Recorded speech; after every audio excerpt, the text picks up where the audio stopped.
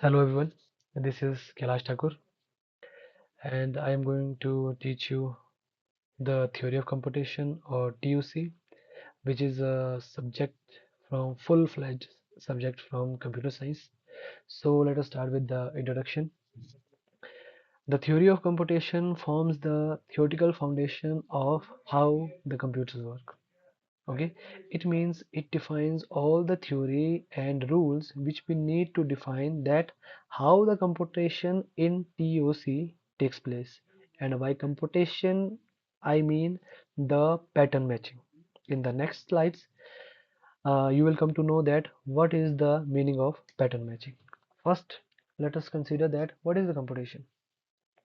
Everything that a Turing machine compute or that a Turing machine do is the computation, and the basic thing a Turing machine do is step by step processing of a given pattern so that we can define that whether a given pattern is valid or not.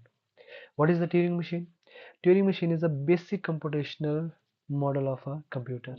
Everything that a Turing machine can do, the computer can do, and everything that a computer can do, a Turing machine can do, vice versa.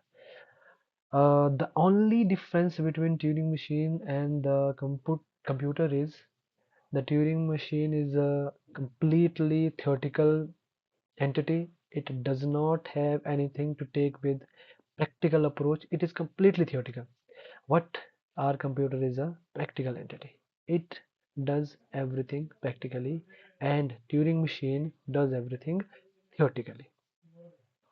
And TOC defines all the rules that the Turing machine need to do all the computations. Okay, as I am saying again and again that Turing machine does the task of pattern matching. So let us first try to understand that what are the patterns. Patterns are simply the group of symbols. And what are the symbols? Symbols can be anything. It can be lowercase letters A, B, C, D up to Z. It can be uppercase letter A, B, C, D up to Z. It can be mathematical symbol 1, 2, 3 or 4, anything. And a pattern can be combination of any of these symbols. It can be combination of similar type of symbols, or it can also be a combination of different type of symbols. As my name is Kailash, okay, there are the symbols KAILASH in my name. 7 symbols. All these symbols are of similar type. But if you consider a email ID, for example, abc123@gmail.com, here you can observe that it is a combination of English alphabet, symbols from the English alphabet, then the mathematical symbols, then the special character at the rate, then again the symbols from the English alphabet. Okay, so these are the mm, patterns. And what is the pattern? Group of symbols. And this sigma is a way of representing the symbols that are used at a time to form a pattern. As I am saying that sigma, uh, the name of this sign is sigma, as this sign is A, this sign is B, this sign is 1, this sign is 2, this sign is 3. Similarly, this sign is called sigma, and here it is alphabet. Don't get confused. Here it is alphabet, and alphabet is used to represent the symbols that are used at a time to make a pattern. As I am saying that sigma is equal to AB, it means now any pattern will be made using only these two symbols. So the pattern can be A, it can be AB, it can be BA, it can be AAB, it can be BAA, anything, but only these two symbols will be used.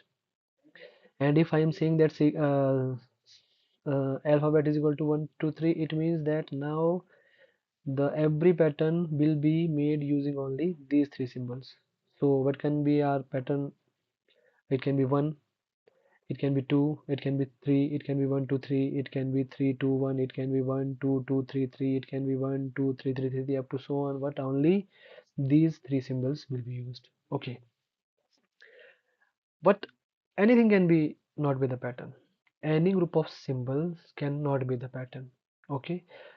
Any group of symbols which will be meaningful will be the pattern.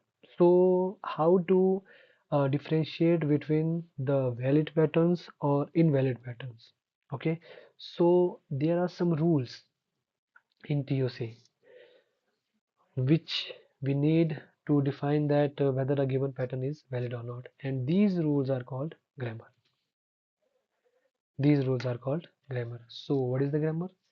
It defines the rules which we need to find that whether a given pattern is valid or not. As I told you earlier, grammar are the rules which we need to define that whether a given pattern is valid or not, or whether a given pattern is meaningful or not. The pattern is equivalent to sentence, as the sentence is group of words. Similarly, the pattern is group of symbols. As you know that there can be the sentences from the various languages. We can have the sentences from the English language, from the Hindi language, from the Sanskrit language, from Urdu, Telugu, Tamil, Kannada, Malayalam, etc.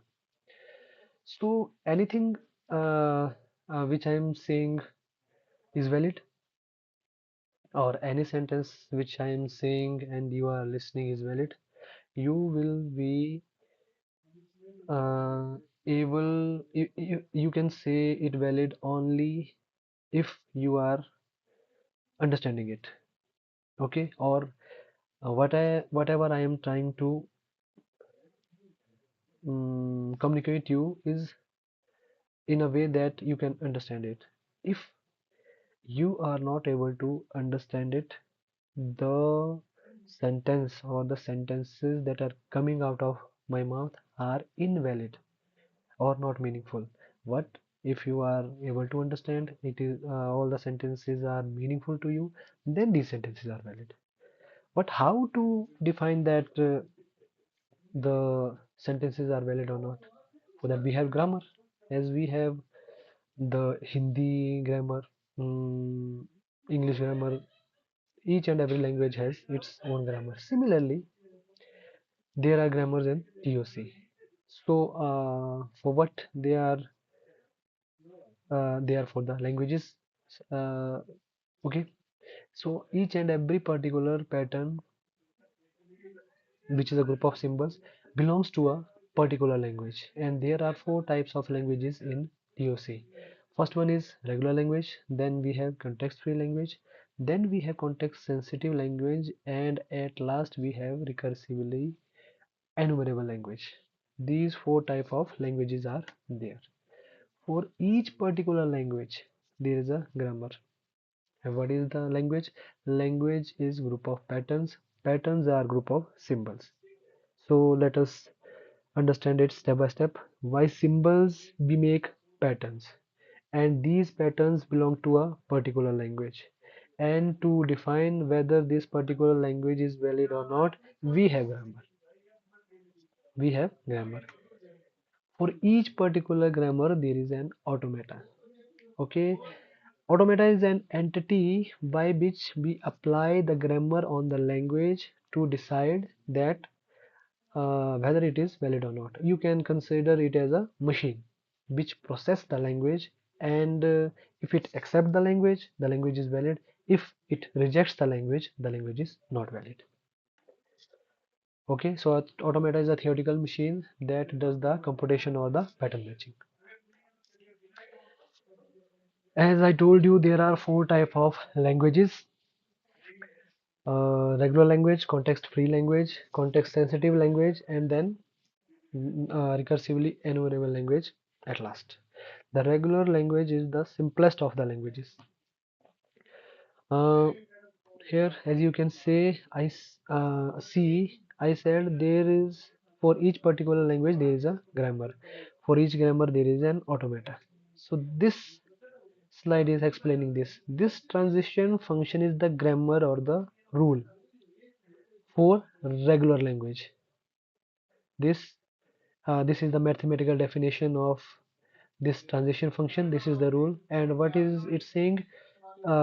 Q by Q I mean the state of the automata, Alphabet is the group of symbols. For each combination of this state and alphabet, there is a transition. Arrow means transition to a state. Okay, don't confuse this sign with multiplication. This is not multiplication. This is just a way of uh, representing the pair here.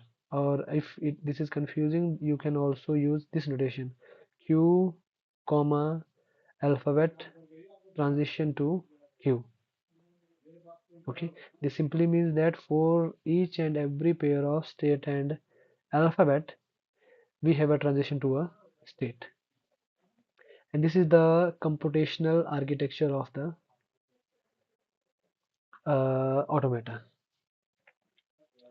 As I told you, there is for each language there is a grammar. For each language there is a grammar, and for each grammar there is an automata. This is an automata, the machine which will process the pattern, and this is the pattern which is being processed using this automata. So let us try to understand this. There are three fundamental things in the automata. First one is input tape, second one is header, and third one is and the most important thing which can be considered as the brain of the automata is control unit. And this control unit keeps the record of the states. You have to keep this in mind that this keeps the record of only one state at a time.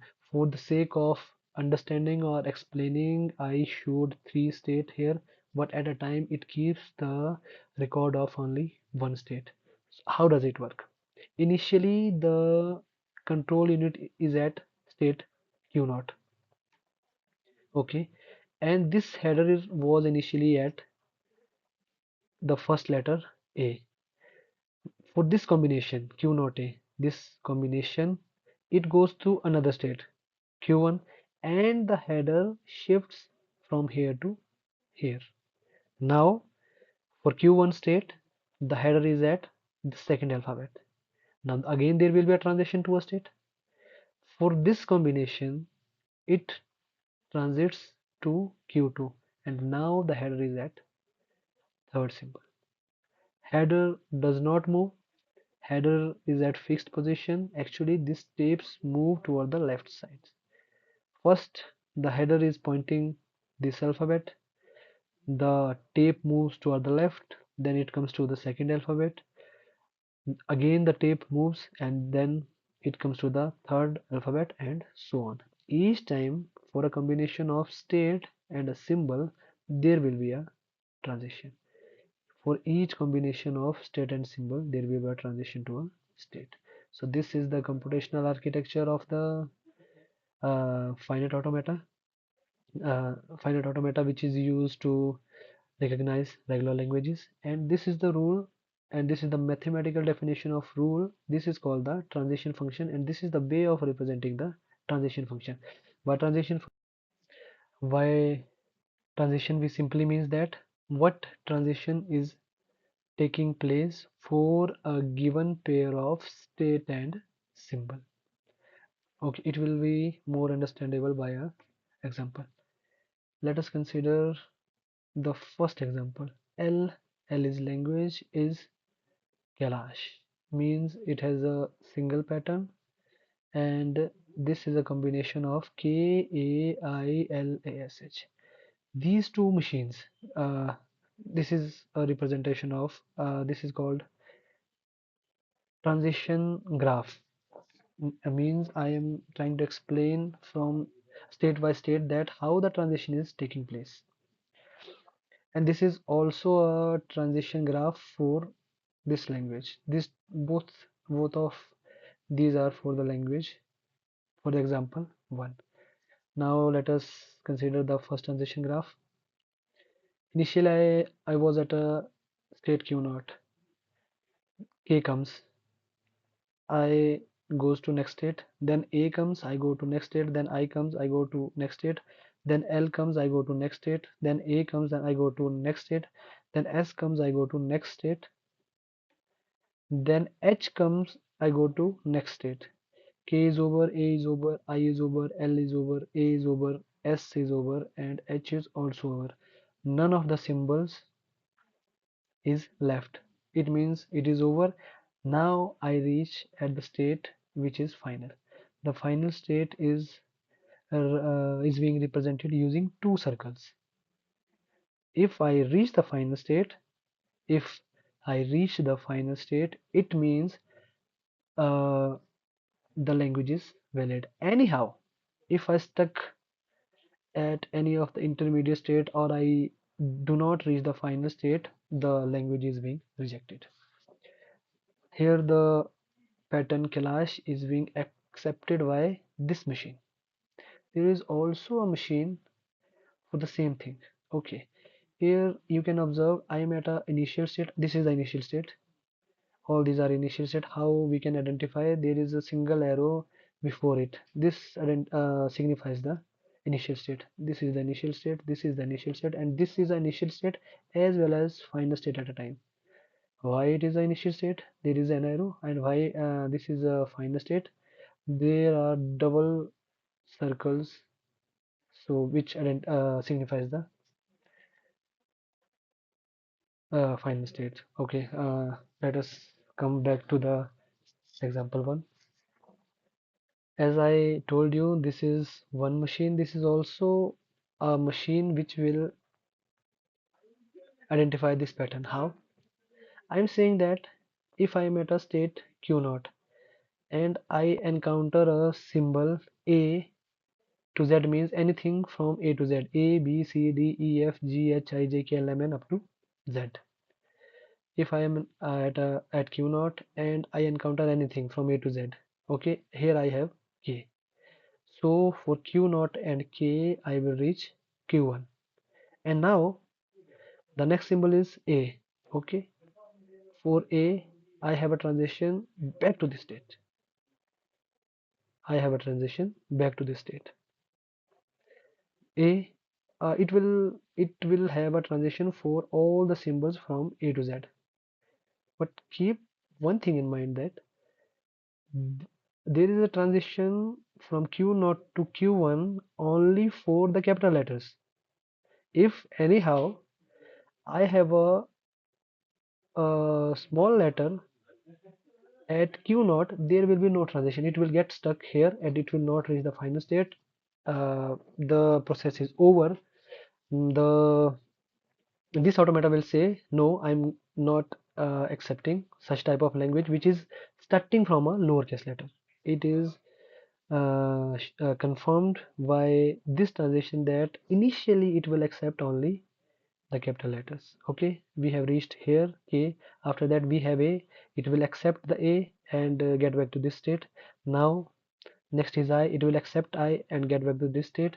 Now I have L. This will accept it and get back to the Q1. Then A will get accepted, S will get accepted, at last H will get accepted. Everything has been accepted.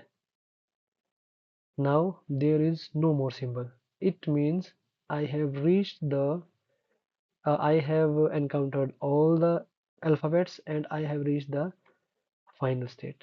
So this automata will also accept this pattern. So which one will be more efficient?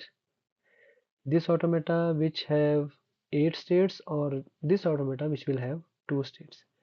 This automata. Why? Because this has minimum number of states, and in POC we have a concept of minimizing the automata. It means the automata which will have as much as possible number of minimum states will be considered or is considered good for the better efficiency. So although both of these are model valid, both of these models are valid, but this is more preferable because it has less number of states. Okay, example 1 is over. Now let us come to the example number 2. Here this language has the patterns A, 3 times A, 4 times A, 5 times A, and so on. So, and this is the automata or machine for this. at a time. Okay, let me explain. I'm at a state Q naught. I'm going to identify this A. Okay, for Q naught and A, I have a transition for I have a transition to Q1. I have reached the final state. A has been accepted. Now, will it work for 2A? Let us try to understand. I have first A initial.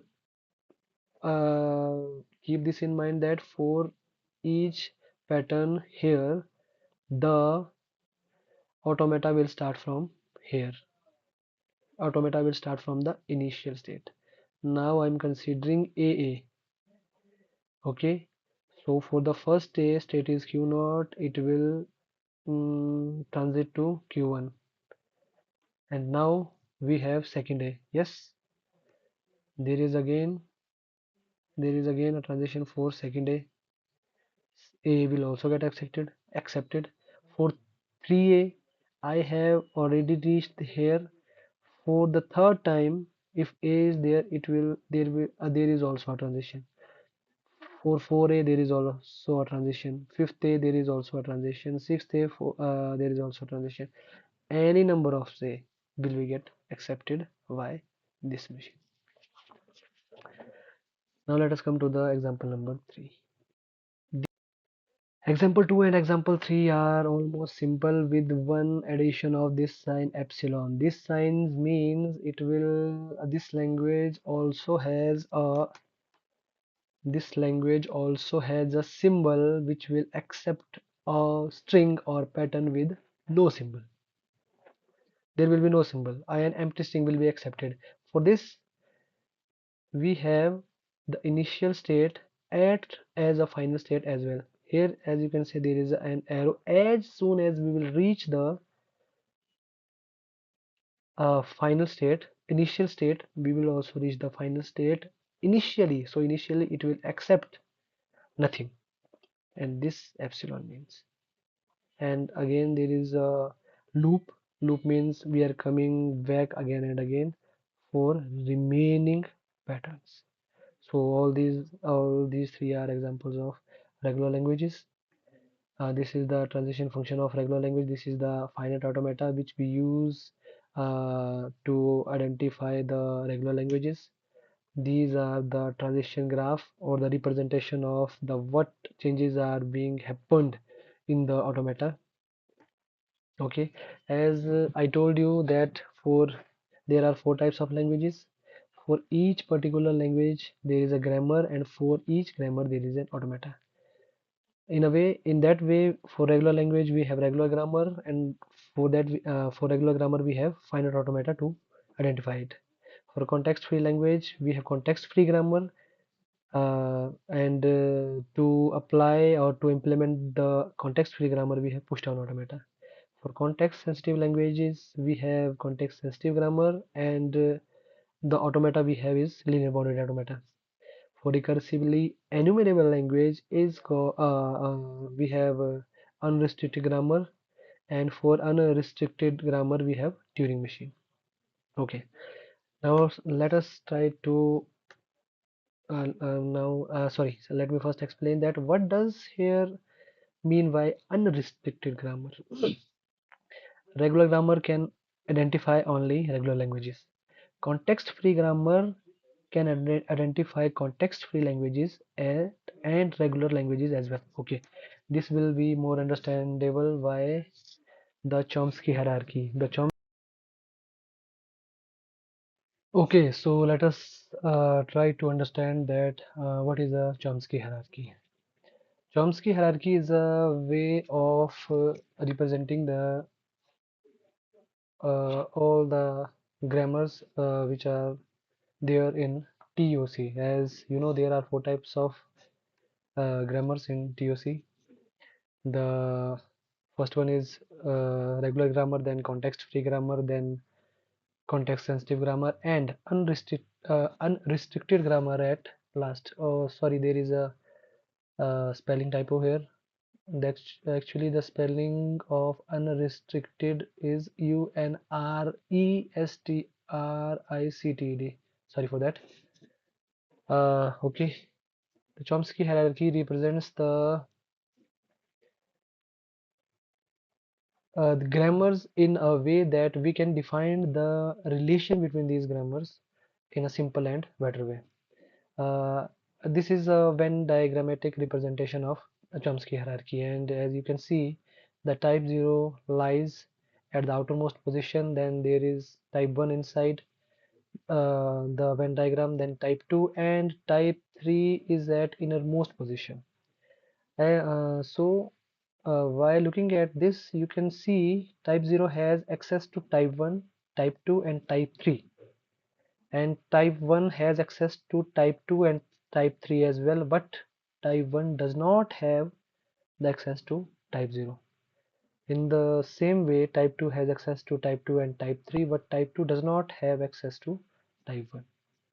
And the type 3, it has the access only to itself. It cannot access uh, any of the another grammars. Okay, so why this access? I mean to say that as type 0 represents the unrestricted grammars which are recognized by Turing machine. So if we have the rules of unrestricted grammars, this means these rules can be applied to recognize the languages of context-free grammar, and the regular grammar as well. Okay, in the same way, the type 1 is representing context-sensitive grammar. So what type 1 does not have the access to type 0, it means the context sensitive grammar rules cannot be applied to the recursively enumerable language. Why? Because this is a type 0 grammar and it lies outside the type 1. So it does not have access to type 0. What type 1 has access to type 2 and type 3. Thus, it means that context-sensitive grammar's rules can be applied to the context-free grammar languages and regular languages as well. Uh, Similarly, type 2 has access to type 3. What type 3 is most restricted as it has access only to itself. So the rules of this grammar can be applied only on the regular languages. Okay. So simply I mean to say that unrestricted grammar is the most powerful grammar in Chomsky hierarchy and TOC as well. Then unrestricted grammar is most powerful. Then the second powerful is context sensitive grammar. Then the third powerful is context free grammar, and regular grammar is least powerful. In the same way, the Turing machine, which recognizes unrestricted grammar, is most powerful automata. That's why the Turing machine can recognize recursively enumerable language and context sensitive language and context free language and the regular languages as well. So the grammar or the uh, automata which will lie outside can recognize all the languages which lies inside it. What the grammar or the automata which is deep inside or at innermost position, which is regular grammar, it can recognize on only the regular languages. So this is all about the Chomsky hierarchy.